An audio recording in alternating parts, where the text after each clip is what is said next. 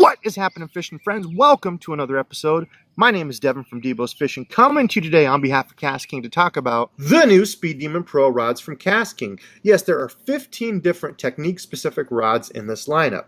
11 are casting, 4 are spinning, and all of them are one piece. Now, the designer of these rods, Al Noriker, worked with Elite Series pros to fine-tune these tournament-level rods. Starting with the blank. KastKing is using a Toray Carbon 36-ton high modulus blank called Elite Carbon. Now, this is their own proprietary blank, also utilizing nano resin technology. So that's allowed them to produce a stronger, lighter blank. Now, you can think of the resins as the glue. They're cured with heat and they hold all the different layers of this blank together. Think of it like concrete filling a crack in the sidewalk. If concrete was made of pieces like this, they were filling a crack like this, it would only fill the top part of that crack. All those particles wouldn't be able to get all the way down to the bottom of the crack where it starts to taper down. The same thing holds true for this rod blank. Utilizing nanotechnology, you can think of those pieces like the tip of the pin.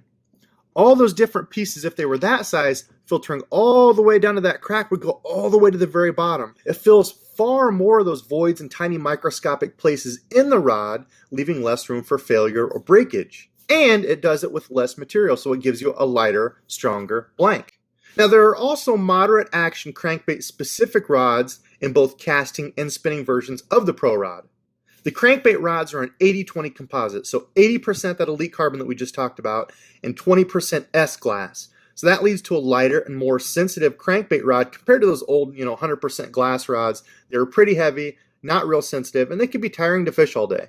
So what about the components on these rods? Well, KastKing is utilizing all Fuji components. So the line guides are going to be LN or LV, depending on if it's a casting or spinning version, equipped with alkanite rings. So that's important for you braid users out there. These are completely safe for braid. They're not going to notch or wear or break down.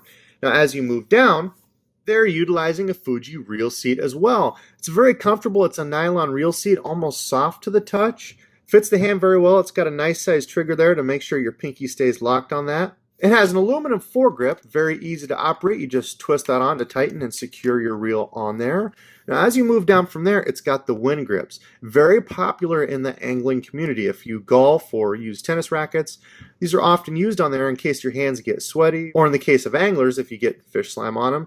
It ensures that the handle stays tacky so you don't lose grip, it doesn't slip out, it grabs and bites on the hand very well. It's also textured there. You can see the detailing with the KastKing Sharky logo. Also helps to ensure you keep your grip on that as well. Now, as you scoot down just a little bit, you'll see that the line keeper is right here.